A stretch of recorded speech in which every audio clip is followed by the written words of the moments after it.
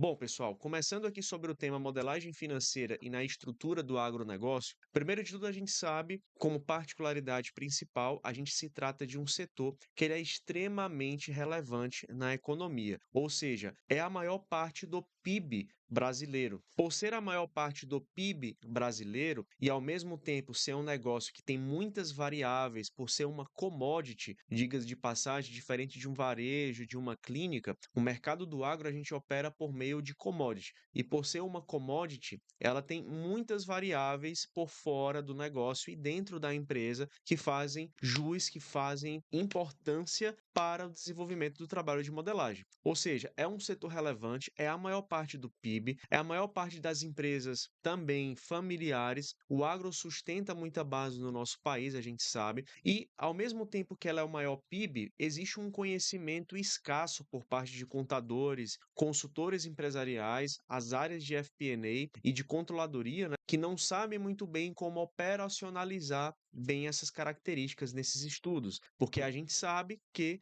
no agro não é ano fiscal, muitas vezes, né? Tem as culturas, tem os prazos de cultura, de colheita, os ciclos do agro que a gente vai falar um pouquinho mais lá na frente, tá? Isso aqui muda totalmente a roupagem de como a gente trabalha nesse segmento. Diferencial para contador e consultor, geralmente é muito interessante a gente vender a modelagem do agro como um produto. Por quê? Porque esse conhecimento ele é muito escasso. Fazer modelagem em agronegócio não é qualquer profissional que faz, não é qualquer técnica que também se faz. Deriva de muito conhecimento de contexto macro de mercado e principalmente de economia. Não se engane que modelar para o segmento do agro não é igual eu fazer uma modelagem de pegar aqui um fechamento de resultado e projetar 12 meses para frente. Não é tão simples assim. E ele exige uma modelagem específica, ou seja, uma modelação específica. Quem é consultor que já atuou no segmento do agro sabe que existe um alto grau de personalização, como também as premissas de inputs são muito diferentes dos segmentos padrões que a gente está acostumado a encontrar no mercado. Em segundo lugar, a gente vai falar um pouquinho agora sobre a estrutura e abordagem para esse segmento. Indo aqui para a estrutura e abordagem, é muito importante que o modelo, obviamente sendo construído do zero, claro, e não pegar de modelos prontos que geralmente a gente já tem em mercado, vai otimizar bastante teu tempo. Trabalhar com modelos prontos de modelagem que a gente acha e baixa na internet, principalmente para o agro, não é muito bom. Eles nunca casam. Tá? Claro, e precisa, né, por ser do zero, lidar com as particularidades. Materiais prontos não se encaixam muito dentro do agronegócio. Tá? Uma coisa também sobre as estruturas de balancete, obviamente ele se segue o mesmo princípio como qualquer outro negócio. A diferença é que, claro, analisar um balanço no agro também é diferente de analisar um balanço dentro de uma operação de varejo. Tá? São prazos diferentes, contas diferentes, alinhamentos diferentes. Falando sobre benchmark de mercado, né, sempre importante dentro da estrutura de modelagem do agro, a gente buscar empresas que são correlatas, mas aí você vai ter que buscar o que eu só coloquei um exemplo, por exemplo, da SLCE3, tá? Mas aí você tem que estudar, né, qual é a empresa que tem a mesma cultura, e quando eu falo cultura, para quem é leigo, né, é a produção, é a laranja, é a soja, é o milho, é o algodão, essas são as culturas para correlacionar os benchmarks de mercado, né? Coloquei aqui algumas referências, por exemplo, de imposto sobre lucro, que foi muito correlato com o cliente na qual eu estava trabalhando, que o benchmark do imposto sobre lucro estava muito próximo. E não se engane que não tem problema comparar empresas que são multibilionárias com empresas bilionárias, milionárias e até menos. Os números brutos, claro que eles são diferentes. Porém, o que importa aqui para a gente é analisar os números percentuais. Geralmente, as estruturas de negócio elas são quase iguais, só muda o tamanho. E um dos principais componentes iniciais para a gente começar a trabalhar, né, e definir a estrutura da modelagem financeira, claro, são o balanço. A gente tem que analisar o balanço contábil, tem que ter o plano de negócio da empresa, o planejamento estratégico, o que a empresa faz, como é que ela está operando, e o CAPEX. CAPEX no agro, ele é muito mais importante, por exemplo, do que um varejo, do que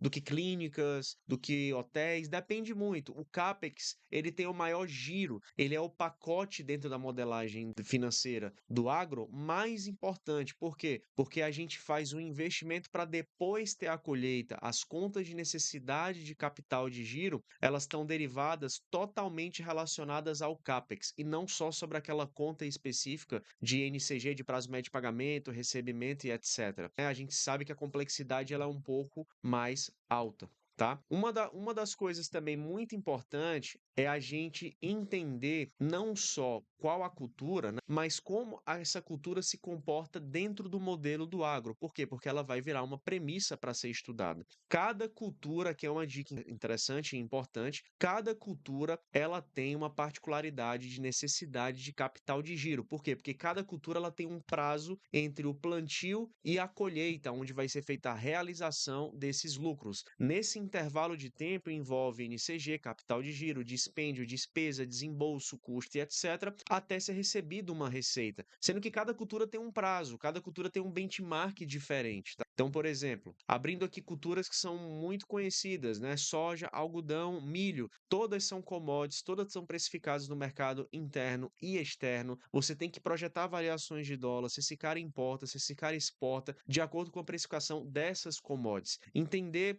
curva de juros futuro, entender contrato futuro de commodity também é muito importante, tá? Premissas de venda em custo, tá bom? A gente precisa entender aqui só como exemplo qual é o canal de vendas que essa empresa ela tem, isso é muito importante, se ela é 100% diferente, né, claro, do varejo também da indústria, mas quem é que ela atende? Aonde é o escoamento? Quem compra, né, da gente? Isso é muito importante, tá? E a unidade de medida, tá? Geralmente se usa ali hectares, principalmente quando você está lidando com fazendas, áreas de plantio, como também tem outras unidades de medidas para as culturas que são operadas, tá bom? Indo aqui mais adiante, a gente vem agora para as premissas de custo e receita. Nas premissas de custo e receita, basicamente o fato mais importante é a gente entender. A gente tem a característica muito bem definida das fichas técnicas quando a gente fala, por exemplo, de um restaurante, da prestação de um serviço, da composição de um produto na indústria. No agro não é muito diferente, tá? A gente tem uma ficha técnica, mas não é tão o nome ficha técnica que chama, mas existe uma receita por hectare e um custo por hectare. Isso são as premissas mais importantes que a gente tem na modelagem financeira, por quê? Porque definem a DRE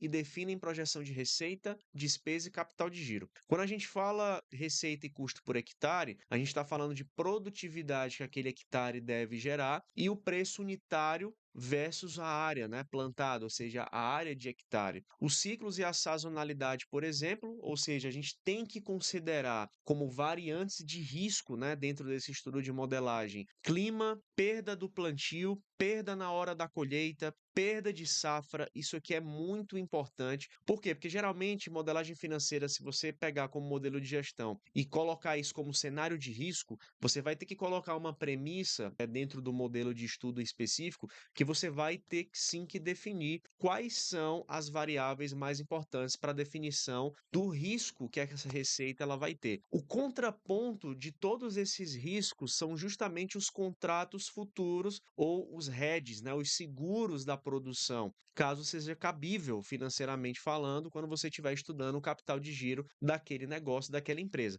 Poucas são as empresas agros que se rediam no mercado. E uma atividade muito importante também é a análise de crédito sobre dívida. O que é que isso tem a ver com as variantes? Porque tudo é risco. Os fornecedores precificam esse risco, a gente tem que precificar esse risco também dentro da operação, tá? Uma dica muito importante e fundamental é que a ordem cronológica do plantio e da colheita definem as regras de capital de giro. Vou dar um exemplo prático para vocês de clientes que a gente já pegou aqui na geração consulting. Tá? O algodão, por exemplo, ele é uma cultura muito rica e muito importante, inclusive muito mais caro que a soja, e ele tem uma maior sequência, né, temporal, ou seja, ele é mais alongado o ciclo dele. Significa que para a empresa que tem baixo capital de giro e quer começar a plantar algodão, ela precisa fazer captação ou estruturação de endividamento. Por quê? Porque o algodão ele exige mais recurso e capital. Por isso que a linha de CAPEX ela é muito importante. Por quê? Porque é um fundamento do agronegócio eu investir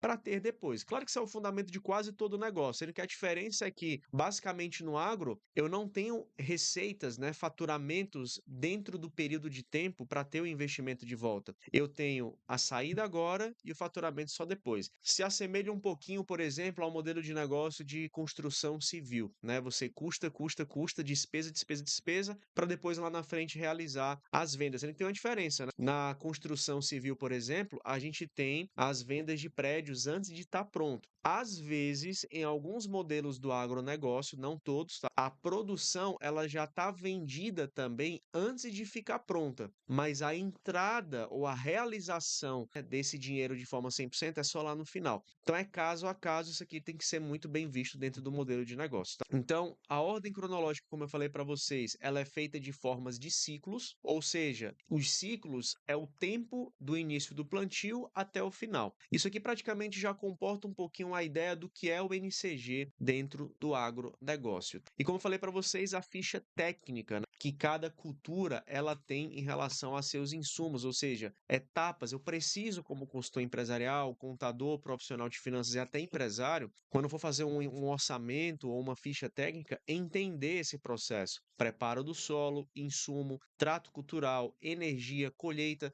todas essas etapas elas estão dentro do próprio ciclo e por estarem dentro do próprio ciclo, elas são faseadas. E nessas fases eu consigo definir muito bem quais são os aportes e quando é a projeção de acontecer esses aportes dentro do negócio. Tá? Indo aqui mais adiante, particularidades do agro na modelagem. A gente já falou uma série de particularidades, né? Mas coisas que são importantes: crescimento da receita. Como eu falei para vocês, não usar crescimento percentual de receita. Por quê? Porque no agro, por ser uma commodity, eu fazer igual num varejo de aumentar, por exemplo, vou aumentar 10% anualmente naquela safra, vou aumentar 15, 20, 30%, não é muito factível, já que não é percentual, é commodity, é fora dos percentuais. Você não pode projetar de forma linear. E muitas vezes, se a gente for pegar um pouco do exemplo do PVM, né, a gente vai usar a variável ticket médio para aquele período específico de tempo sobre a unidade de volume, que no caso volume no agro é o hectares, tá? Quebra de safra, como eu já falei para vocês, um risco, é um fator de risco essencial, porque ele é uma dedução de receita, impacta faturamento e venda, vendas que vão ser realizadas como vendas que já estão sido realizadas antes de estarem prontas, isso às vezes está amarrado em contrato também, tá? E o refinamento do solo, ou seja, a melhora da produtividade gradual. Se tem uma premissa dentro do modelo de negócio do agro, é que muitas vezes, tá? Dependendo do solo, ele pode melhorar ou diminuir com o tempo, né, a sua produtividade. Isso também é um grau de premissa dentro da modelagem, tá bom? Prazo médio de recebimento, derivado da última safra, venda à vista na colheita, recolhimento da receita, ou seja, existe uma atenção específica, que é a diferença principal de competência e caixa. A gente não analisa competência e caixa da mesma forma de um modelo de negócio qualquer como no agro, tá? É muito diferente, porque geralmente nos negócios a nível outros segmentos, né? Existe aquela questão do ano fiscal. No agro já não é ano fiscal, tá? Geralmente, quando a gente vai trabalhar gerencial, a gente trabalha por safra. E aqui coloquei um exemplo para vocês, por exemplo, né? Que, por exemplo, se a gente pegar os ciclos, por exemplo, peguei o da silagem, né? Que é um estudo de caso de um cliente que eu já fiz. Ele era na virada do ano. Então, naquele ano vai dar prejuízo a DRE? Não. Por quê? Porque eu não vou trabalhar com a escala temporal de fechamento gerencial. O ano, o período, é o resultado por safra. A DRE, a apuração da lucratividade no agro, muitas vezes não é temporal. Ele é o resultado do plantio, resultado da safra. Beleza? É muito mais importante sim ter o resultado de DFC mês a mês para entender as entradas e saídas de caixa, mas não fazer o resultado por DRE, porque não vai bater e não vai ser bom. Giro de estoque, tá? Geralmente não utilizado é zerado, venda total ou perda total. O que é que significa isso? Que o giro de estoque, obviamente, ele é um financiamento de insumos, né? Uma compra de insumos que você vai ter a cada plantio. Você tem a matéria-prima principal e você tem os utensílios para manter a operação. Prazo médio de pagamento geralmente são os insumos, tá? E as decisões de CAPEX, como eu já falei para vocês, que são importantes, tá? A gente tem duas particularidades. O aluguel de maquinário é um benchmark referente muito importante, tá? para você comparar se vale a pena comprar ou não, porque você vai casar isso com o tempo do ciclo da safra, tá certo? E tem uma lei de desmatamento que é até 20% do hectare, ou seja, você pega aquele hectare, deduz ali 20% e vê quanto você vai precisar de insumos ou de matéria-prima ou de qualidade, né, dentro dessa ficha técnica que eu falei para vocês, para tirar esse limite de 20% caso eu possa desmatar e quanto isso vai me trazer de prejuízo de receita, beleza? Indo aqui para a parte de capital de giro e risco, né, como eu falei para vocês, capital de giro, a definição de capital de giro, ele é baseado, né, no período da safra, ou seja, da pré-operação mais o plantio até a venda. O capital de giro ele precisa sustentar o custo fixo e o custo desse ciclo operacional, e a necessidade de capital de giro não é pelo prazo em si, ele é pelo prazo e por cultura. Eu não posso definir só pelo prazo, eu preciso amarrar a definição do prazo pela cultura. Diagnóstico de falta é de capital de giro, tá?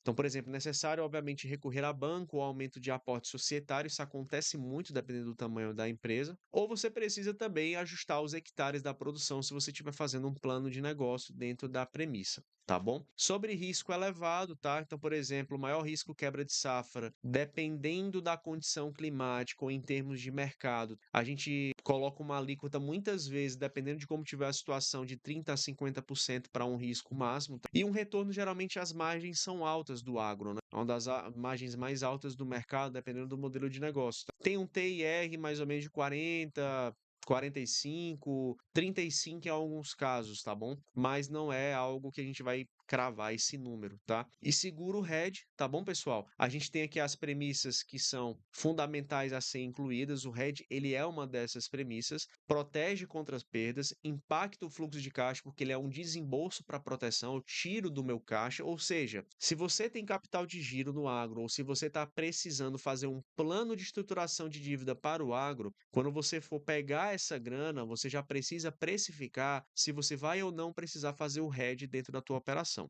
beleza? E você tem a B3 para fazer o hedge também, que é a Bolsa de Contratos Futuros, né, do Brasil, que é redeado muitas vezes esses contratos. Análise de resultado, claro, a gente fala aqui um pouco sobre um pouco do ponto de equilíbrio, tá? Falamos sobre valuation, que é importante, margem e, obviamente, analisar os fundamentos da empresa, ou seja, investimentos mal dimensionados ou estrutura pesada e a importância da gestão e do controle operacional dos prazos, que é muito importante. Sobre margem, tá? Margem bruta, geralmente, como eu falei para vocês, vai dar em algo de 35, 40% em alguns casos, 30% vai ficar nessa faixa. Margem de lucro líquido aqui geralmente é um caso específico de uma empresa pequena, que eu coloquei aqui como exemplo. Tá certo? Mas esses são os principais benchmarks de resultado que a gente tem quando compara setores do agro. Obviamente, outras premissas avançadas, né, a gente chama de avançados porque geralmente não está na modelagem tradicional, ou seja, a variação cambial, porque ele é um indexador de precificação, ela é uma variação sobre a receita e sobre a despesa, tá? Principalmente para quem tem essa relação de importação e exportação. Muito importante fazer a modelagem por cultura, como eu falei para vocês. Os ciclos de tempo devem ser detalhados nessas DREs, ou seja, o início do hedge, preparo, maturação, colheita, venda, finalização do hedge, o saque do hedge, por exemplo. E na parte da agropecuária, obviamente, geralmente ele é um ciclo mais longo do que as commodities padrões, né? Exige muito mais capital de giro, geralmente uma operação que vai girar de 2, 3 anos mais ou menos. E geralmente no agro você vai ganhar o cliente quando você fizer a modelagem da dívida. De todos e quase todos os fundamentos mais importantes dentro da estratégia do modelo do agronegócio é a modelagem da dívida, do faturamento e por cultura. Esses são os três principais pontos para você fazer um bom trabalho de modelagem financeira no agronegócio. De forma introdutória, essas foram as dicas aqui em nome da Geração Consult. Eu, Lucas, queria trazer para vocês dicas reais que a gente aplica em clientes reais e quais são as nossas preocupações reais antes de projetar uma modelagem financeira para uma empresa. A modelagem ela quer um requinte muito maior do que qualquer outro tipo de segmento, e como vocês viram, as premissas elas têm que ser muito mais bem fundamentadas, entender de macroeconomia, entender de hedge, entender de riscos, que é muito diferente da dinâmica de fazer qualquer outro tipo de projeto. É um setor muito estratégico, tem muita grana envolvida, é o maior PIB e tem muita janela de oportunidade, é o setor que sustenta esse país.